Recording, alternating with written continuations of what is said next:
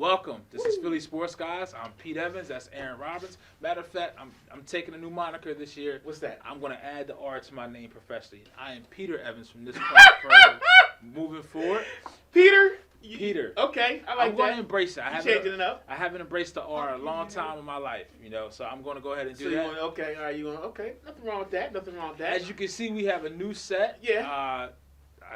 I don't know what's going on over here to my left. I don't know where you see plastic or paper cups on the new set.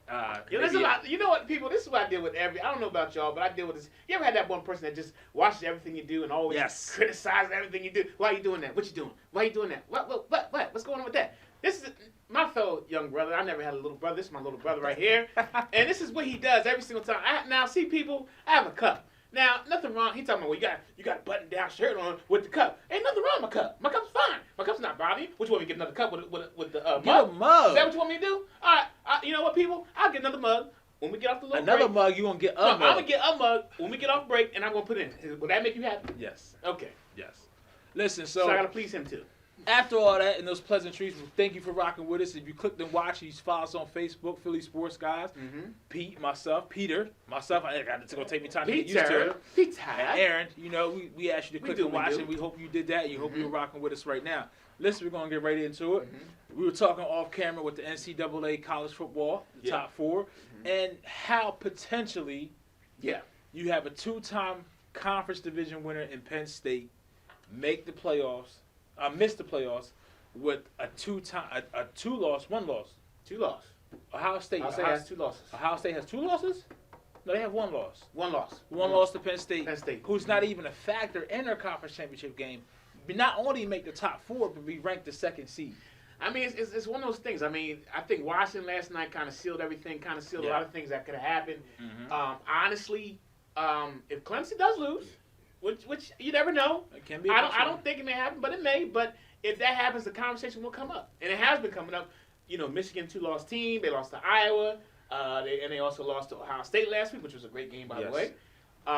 Who we both got right, by the way. Yes, so we both got right. So I mean, the question is, if Penn State wins tonight, Clemson loses, does Michigan get in? And I'm going to say yes, because at the end of the day, it's not only about economics, marketing. TV rights, all that stuff like that. Who would you rather see? Would you rather see Penn State? I'd rather see as we've talked about. I'd rather see the top four teams, and that's the whole reason why the college football playoffs were invented in the first place. And this is my thing. Okay. So Michigan had two losses in the same month. Okay. Mm-hmm. We all know throughout the history of college football, late losses in the season are very detrimental to your championship eligibility. So then I don't see how you can reward Michigan if Clemson loses. Okay. And Penn State wins and have a non-conference champion in that slot with two losses when, yes, they did beat Penn State 49-10 earlier in the season. We all see that. Handily. But Michigan just recently lost because it's what have you done for me lately? Mm-hmm. And this is in the forefront. They just lost to Ohio State. Okay. And Michigan's other loss earlier this month to Iowa is really, really bad. Yes, you have so this is the thing. Penn State has two losses, one to Michigan, 49-10. We also get that. Okay. But then they also have a loss to Pitt, which they came back, and I think they lost by 4. It's like 35-31. Right. If you don't remember, Pitt also beat another team that's already in, Clemson. So you already had that one-loss team that's already in as a third seed in Clemson, who also lost to Pitt. So that Pitt loss doesn't look as bad as the Iowa loss. So you feel as though, because of that, you feel Penn State has the right to get in there. And I respect your opinion. I respect that. But you got to look at the grand scheme of things. The grand scheme of things is this: two things. NCAA already makes enough money. Two things. They beat them 49-10. And don't get me wrong, Penn State lost. I think they had about 2 or 3 guys that was out on the offensive line. Mm-hmm. Their key linebacker was out. So that was big, very, very big. However, at the end of the day, it's all about the lights, camera, action. Yeah. And NCAA and the NCAA has been pushing this year. If you notice, if you watch a lot of those Michigan games, and I did, they are pushing for them to get there. And you mean to tell me if Clemson loses tonight, and Michigan's right there at the door, they're not gonna put Michigan in? They're gonna put Michigan in because let me tell you why. People want to see Michigan, Ohio State, Clemson, and I'm sorry, they want to see Michigan, Ohio State. And they want to see Alabama all ranked together. They all want to see them all because that's the best players. That's the creme de la creme. So the NCAA not only wants to see it, the fans want to see it. So this is my thing. Okay, so not just within the top 4, but then you have to take into account the seeding within the top 4. Okay. What's more alarming is how's Ohio State a one-loss team not playing a conference championship? That's another thing we talked about. But listen, right? Clemson's a one-loss team playing in a conference championship. Mm-hmm. How are they ranked the 3rd seed and not the 2 seed? Right, that's one. Okay. And the number 4, Washington. If Clemson loses, and say Clemson loses, Washington moves up, they have to move up to at least the 2nd. I would say they have to move up to the 2nd seed because they're the conference championship. Ohio State did not. Okay, so then say Penn State gets in. Penn State's looking at Alabama. Obviously, we think Alabama would beat Penn State. Penn State does have a decent defense. You never know what can happen. But I think Penn State has a very good shot if Clemson loses and they win. But what's more important is how they win. If they go out and say they beat Wisconsin by double digits, Wisconsin is the third ranked defense in the country. Okay. Say they come out and they beat Wisconsin by double digits, or they win very convincingly like they did against Michigan State. Okay. And you also remember Ohio State played Michigan and they struggled. Michigan State and they struggled. Well, let me say this. Now, if I'm not mistaken, didn't Penn State beat Michigan State last week, 31-12? They did. So they did. You have common opponents. And then you also look at the wins. Mm-hmm. Penn State's win was a lot better against Michigan State than Ohio State. It was. You see what I'm saying? It was. So I just think it's a whole bunch. There's so many changing tables, so many like different integral parts that's involved in this situation. It's just really, really crazy. Yeah. But at the end of the day, my thing is, and I'm gonna say it again, if Clemson loses, which they're not, but if they were to lose, I can bet you any amount of money. I can do anything, any bet, whatever it may be. I actually owe you a couple bets. However, and I will repay my bets. I will. I'm a man of my word. However, I'm telling you, if Clemson loses that game, Michigan's getting there, bro. It's a done deal, man. It's a done deal, and it's sad. It's very sad. It's sad because I like Penn State. I'm a Philly guy. I love all the teams. Now, Big Ten but I'm just being honest. Big Ten has been the best conference in football this year. SEC, Big Ten.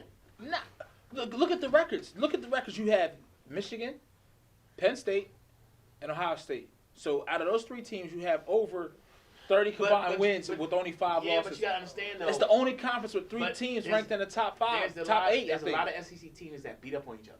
So, I mean, let's be honest. I'm not the only one saying Big Ten's been the best conference in football, college football this year. Let's be honest. That's the pundit saying it. If you put Auburn in the Big Ten, what do you think will happen? If you put LSU in the Big Ten, what do you think will happen? LSU lost to Wisconsin. That was early in the year. Doesn't matter. You can't go by that. That's early in the year. LSU lost to Wisconsin. And they had an inept offensive coordinator who, by the way, got fired in that situation, and they almost still won that game. Hey, I'm just calling for this. And they're different teams under Big O. So, I mean, let's keep it real. What's good for me and what's good for us as an area. Ed or John, rather. Yeah, Coach O. What's good for us as a whole in this area is the fact that we have meaningful college football. Okay. In this area. So you have Penn State tonight at 8 o'clock, Lucas Oil Stadium, home of the Indianapolis Colts, Big Ten Championship. Very nice. But as right now, about 15, 20 minutes ago, Temple, yes, just kicked off against Navy for the American Athletic Conference Championship, who Temple's automatically going to go to a bowl game. But last year they fell short playing Houston. This year they're playing Navy. Temple defense is the 10th ranked defense in the country. Right. They are. In the country. And it just shows Matt Rule's ability to be able to reload, recruit, and get these boys playing right. You know, he's getting some of the people from home, like your cousin. Yeah, Rockwell Armstead. I mean, he's and that's the key thing. I mean, because listen, there's a lot of good players out in Jersey that's actually staying home now. Yeah. So we'll see what goes on with that game. And look, transitioning from the NCAA to the NFL, I knew we talked about Nelson Aguilar. And whether it was the right or wrong decision not to dress him, I thought it was the wrong decision. I think he should have played. And you think so? Yes, yes. And more evident of that is because look what happens. This is this thing we call karma. As Keith talked about, we were talking off camera about karma. This is karma. When you make the wrong decision, karma has a funny way of working itself out to where, hey, you get kicked in the ass to let you know you made the wrong decision. That's what happened to Doug Peterson. All right, so you deactivate Nelson Aguilar. You wait till 90 minutes before the game to mention it, and you have Howard Eskin do it. You don't even do an official press release. Throughout the day, we saw Ian Rappaport's tweet talking about he may see decreased snaps or he may not play at all. Okay, so he doesn't play at all against a Green Bay secondary that you really could have used him. Okay. Where DGB on the first series of the game looks like a true wide receiver. We don't want to give too much because true. We don't want to give too much. We're going to go. You say Nelson Aguilar, maybe he had to get back to family. If I'm not mistaken, we talked about it last week's show. Thanksgiving was last Thursday. All you do is spend time with family. Gotcha. You get back to normal. Get to a normal routine, get your mind off of football, okay? So you get into the game itself. Guess what? Jordan Matthews gets hurt. Right. So bottom line is you're saying that it was a wrong decision. It's karma. Listen, I mean, I hear what you're saying. Right. I respect your opinion. However, you need something to wake some guys up, man. And when you could have sat in the first half and saying that, nah, man, this guy mentally came out and said. I can't wait till we go into the second segment and we talk about this game. We can, but mentally he came out and said, "Listen," in so many words, "I'm not there right now." So listen, he's not there right now. So listen, I need something to wake some. Different guys are wired different ways. Yes. So maybe this might be the wake up call for him to say, "Look, Nelson, you need to get together, bro, or you're gonna be out of the league, or you're gonna be demoted, or whatever the case may be." I do think this may help, but I do think as far as Doug Peterson, WP, as I say, he's got to get him involved. You know, I like to see some swing passes. Right. I like to see some screens to him. Get him his early touches. Get him involved. Get his confidence up. Because right now his confidence is shaking. Right. It's shaking right now. But so that's what you got to do. Listen, the confidence in Doug Peterson is shaking right now. If I'm a member of the Philadelphia Eagles, I have to be honest because you saw what DGB was getting. And you saw Jordan Matthews go down, and Nelson Aguilar could help. And that ties us into my next quick hits topic. Okay. Which you made the list, so you already know where I'm going. Okay. So you deactivate Nelson Aguilar. That means you had to call somebody up. They called Paul Turner up, right? Paul Turner had 23 snaps, 0 targets. I don't even know what number Paul Turner is. 19. But how much is that? But how much is that Carson Wentz? That you gotta see. The thing is, okay, yeah. But this is a porous pick. We went into the game knowing that Green Bay's defense was poor and the secondary was poor. You did not take advantage of that. I agree with that, but my thing is, it's all about play calling, which is on WP, but it's all about what Carson Wentz is seeing. What is Carson Wentz seeing? Did Carson Wentz see that he wasn't open? Did he see him against a situation? I don't know what Carson sees sometimes. I mean, I don't know either. I mean, we're going to dive into that a little. I don't want to get too much into it. I don't want to get too much in it because, I mean, I'm kind of feeling, I'm starting to feel a little certain way how it was before, so I don't want to keep diving into it. But we did talk about that. So let me ask you a question. So to get back to the root of the point, Nelson Aguilar's mental issues, okay? Did this do more harm than good by sitting him on Monday? No. It's, like I said, every person's wired different. So you're saying it should be positive, right? It's got to be positive. Okay. It's got to be positive. So you know Doug Peterson has not committed to him being active tomorrow. Doug Peterson's got to stop showing that poker face and saying, "Well, what poker face? If this is his poker face, let me ask you a question. Keith, put the camera. I don't know. Let me get whatever shot. If this is Doug Peterson's poker face, if this is what he's doing, please come to my house. We'll play poker high stakes because your poker face is horrible. It is horrible. I'm not. Listen, Doug Peterson's got some issues that he needs to get together. And listen, what we have to understand is he's a rookie. At the end of the day, we got a rookie quarterback. At what point do you say is he the man for the job or not? I can't say that now because we're still in the season. You can't say that. As far as X's and O's, does he have all the pieces yet? No. Yeah, but the pieces you have to make work. Because listen, this is the pieces that. This is the worst thing. Okay, I don't want to get too off topic. Yeah, because we're going off topic. Listen, I don't want to ruin our moment. Since we're on Doug Peterson, we're on the head coaches. Okay, go ahead. I want to go and transition to Doc Rivers. Good, let's do that. Okay, we'll come back to let's do that. Yeah, so Doc Rivers playing against the Celtics got ejected. He had some candid comments for the league.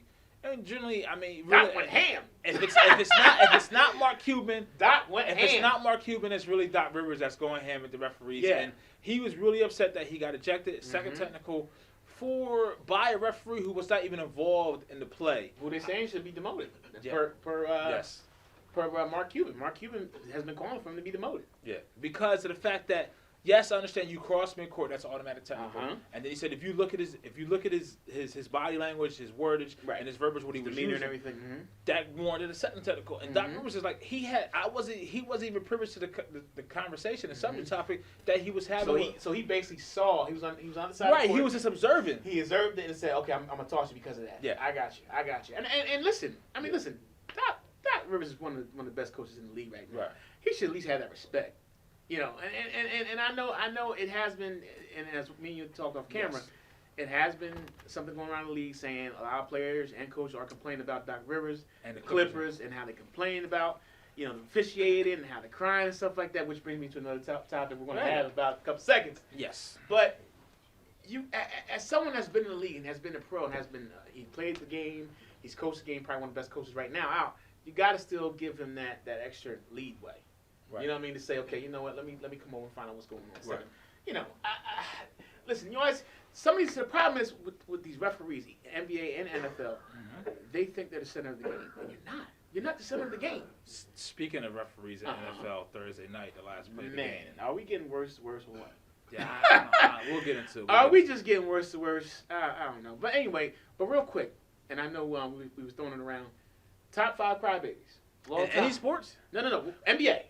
I don't know. Top 5 crybabies, and I'm put it a different way because I don't want nobody to get offended. The people who ask for calls. I'm getting ready to say some people I'm about to say. NBA though. NBA, right? Just NBA. We're not going to deal with NFL. Because there's a lot of crybabies in other sports. NBA top 5, and I'm not going to put it in order. We're going to just say it because I know Keith's going to come here any minute and say differently. But Tim Duncan. What the whole Spurs? I'm coming in there for Tim Duncan. You said what? I'm not coming in there. No, I know who you about to come in there for. I didn't even get to that point yet. But Tim Duncan. So what do you consider? Okay, so before we go into what's the premise of a crybaby? The premise of a crybaby, someone that always complains. I'm gonna say that to officiating. Wait a minute, are you trying to say Tim Duncan's a crybaby? Yes, absolutely. Tim Duncan is one of the biggest crybabies ever. Listen, if you hear Tim Duncan, he's talking about that face. Like you didn't see that? Yeah, you didn't see that. Sometimes he's not even getting hit. He's complaining. What? Now, greatest power forward, I'll give you that. But he's one of the biggest. He's one of the greatest power forwards ever. Yeah, great. You said greatest. He's one of the greatest ever. Yeah. So this is my thing. I think everybody that plays in the league now is a crybaby compared to 1989 and 1990. Because it's different. It was a different game. Yeah, back then. different. You had something to be. You had something to ask for. So yeah. I mean, we talked about Jordan. We talked about Jordan. Jordan's up there. Jordan wasn't a crybaby to me because he got calls that would just give it to him. But he just intimidated people though. He intimidated. Yeah. Those referees are scared of him. Yeah. Jordan would just if you remember the games, Jordan would just look at him like right. this, and they'd be like, right. Real quick. Right. Just call. You know what I mean? Jordan had that effect. Right. So I mean, I can say that. I mean, Kobe kind of was in there a little bit. You throw Kobe in there. I can see Kobe in there. You see Kobe in there. I can see LeBron in there. He asked for a lot of calls. I can see LeBron in there. So you can see LeBron in there, right? Yeah, I can see LeBron being. Because it has to be a superstar players that can get to the hole to get these calls. Yeah, LeBron's in there. I mean, that's my boy. I can give you my anti-crybaby. Who's that? That's AI. AI got mauled all the time. He never really asked for calls. Never asked for calls. So that's just played, man. Kudos to AI. Shaq. He's another guy who never cried, and they just brutalized him. They brutalized Shaq. So so how many we have? We have Kobe. About 4. We have Kobe, LeBron, Tim Duncan. Mm-hmm. That's 3. We said Jordan. One more. I'm thinking about one more offhand. We're just going off the top as far as people we're thinking of right now that actually complain the most. Right. Karl Malone. Yeah. Karl Malone. Yeah. The mailman. Yeah. He was one that I mean, honestly, he cried a lot. Mm-hmm. He complained a lot to the officials. He worked them. He actually worked them a lot. He worked them a lot. So I mean, but back to Doc Rivers, man. I mean, I don't know, man. They're getting a bad rep. The Clippers, Chris Paul, Blake Griffin. And they trashed the Cavs. Oh my gosh. This man. And keep in mind, they came off of 3 straight losses before they played the Cavs. Yeah. And they just demolished them. And the Cavs are a little bit of trouble because they lost last night. 3 in a row. They lost 3 in a row. I can't wait until the Warriors and Clippers play for the first time this season. And what the Clippers and what we heard, and Charles Barkley said it, the Warriors and their girly basketball. I'm going to say this to that. And I'm going to say this. This is the last year for Clippers. This is make it or break it. Oh, yeah. And remember I said to everybody. Because Chris Paul wants a 5-year max. And this is last year. I think right now, if anything's going to happen, this is the year for it to happen. I think the Clippers do go to the finals, despite what the Warriors may be doing. Right. Now, look, we're about to go to a quick break. But before we do that, I'm not going to get too much. I just want to say thank you, Lord, for December 1st and Tiger Eldrick Woods teeing it up in the Hero World Challenge in the Bahamas to support the Tiger Woods Foundation. He came out Thursday. He had the 4 under, stumbled on the back 9. It was only a field of 18. He ended up shooting 73 around. Only 17 or something like that, they said? Yeah, but it's only 18 players. So he ended up a +1 on Thursday. Yesterday he came out, played by himself. Justin Rose withdrew to a bad back. And Tiger Woods came out and shot a 7 under 65. So that's good. His body held up. He's feeling good. He's playing today. I'm hoping to catch it somewhat. But it's good for him, and it's great for the game of golf, and it's good for the whole wide world of sports. Yes. So listen, on the other side, we're going to come back. We're going to really dive into the Packers and Eagles game. We're going to preview